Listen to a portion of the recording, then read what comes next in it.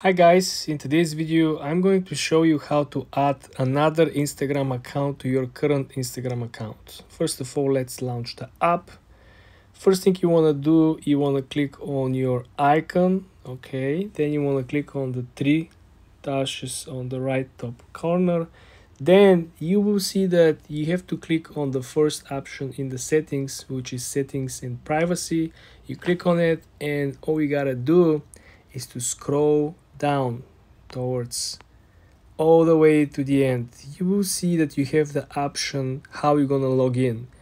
Then you have the option to add account. You click on add account and then you have two options how you're gonna proceed with this. If you already have created an account on different device, all you gotta do is to log in into the existing account that you already have on the different devices. You need to know the password and the username, or at least the handle of the account.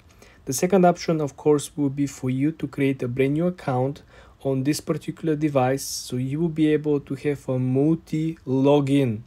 This will allow you once to save the passwords for both accounts or multiple accounts that you currently log in throughout your original account, so you will be able to switch between accounts without ever needing to put the password again. This is very helpful if you are the only owner of the accounts. If you guys have more questions, let me know in the comment section, subscribe and come back for more.